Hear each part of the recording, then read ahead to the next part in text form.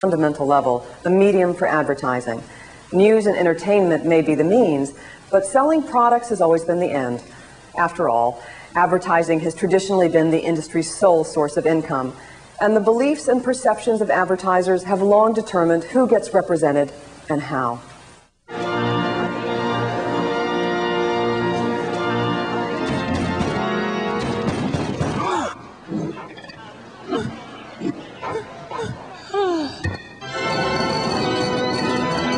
Cheers?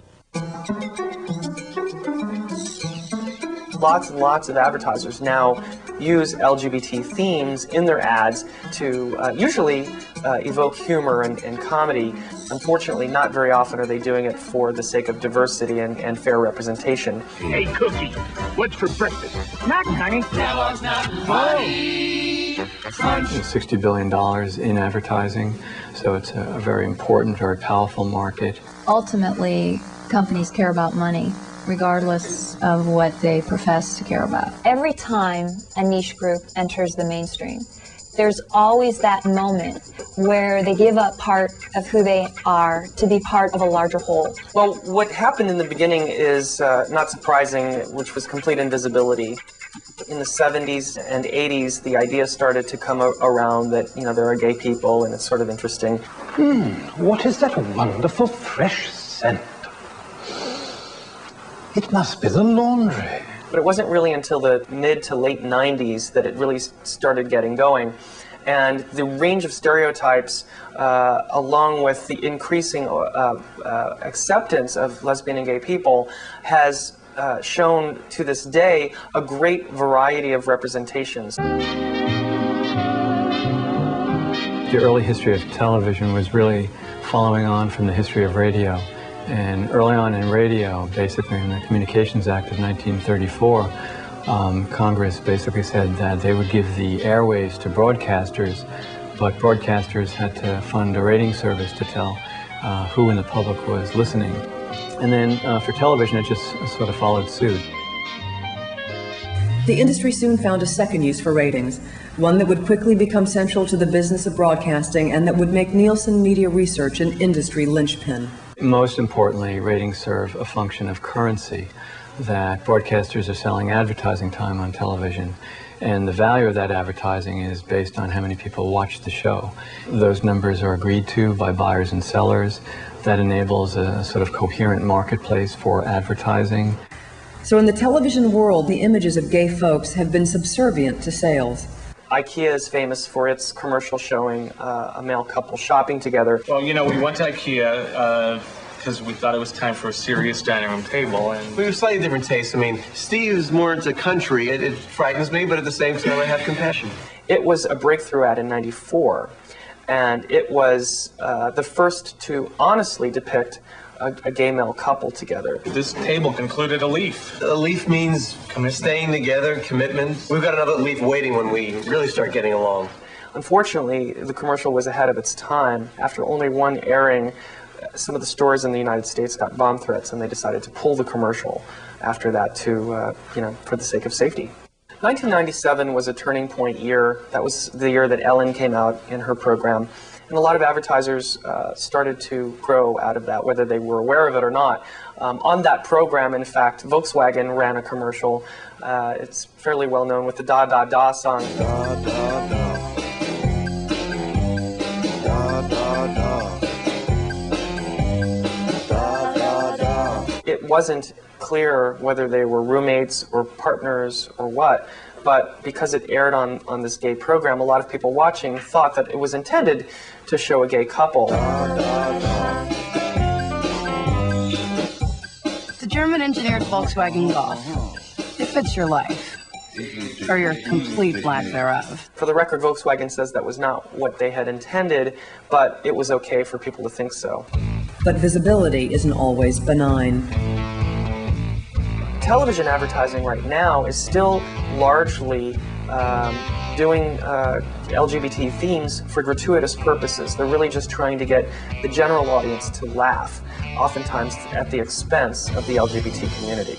You're late. Never leaving this room again. Why? This TJ Maxx designer thingy? My gorgeous creations, my skirts, ties, my towels, all of it. Part of it is they want to exploit the discomfort that a lot of people feel with homosexuality for the purpose of humor. He's totally in the open. This magic moment. Others are doing it to have sort of an edgy cachet, where maybe they're a new brand and they want to have an edge to them. Mom, Dad, if you're watching, I want you to know I finally found the person I want to spend the rest of my life with.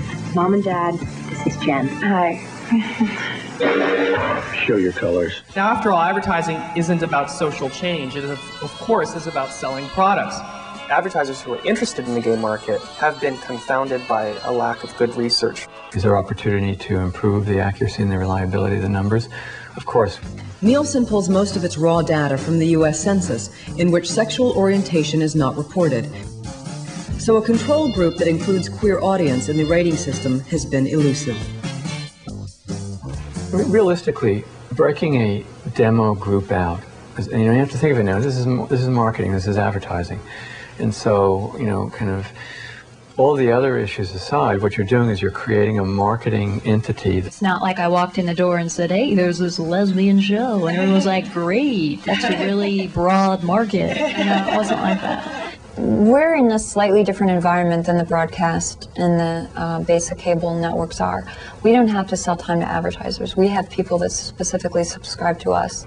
So in this environment, we can grow a show. Pay stations obviously don't sell advertising, so they're not using our numbers as a currency for advertising sales. But they do use our numbers to get a sense of, how many people are watching various programs, or if there was any turn away from those programs, or what point in the program did people turn away from it. We never had any issues from our clients. We never had any angry people calling us. We never had any of that. We had an environment that was like any other programming debut. Some people were interested, some people weren't, but most people were, and they wanted to see what it was about.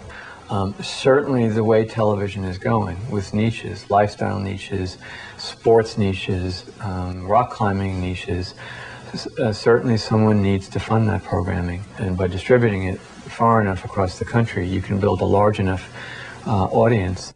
And the LGBT community represents only one part of the overhaul that's needed.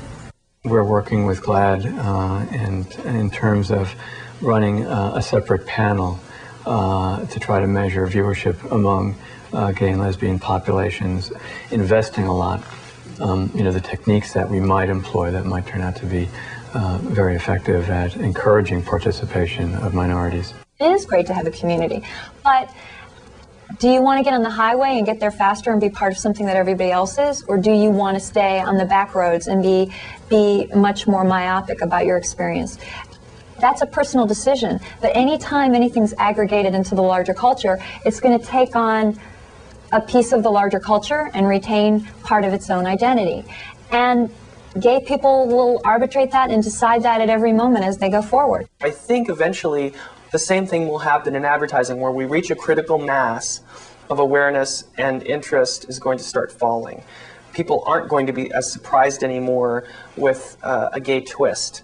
And so I think what we'll be left with is that advertisers moving forward will have representations, but more for the sake of diversity and representing what society really looks like, rather than just surprise.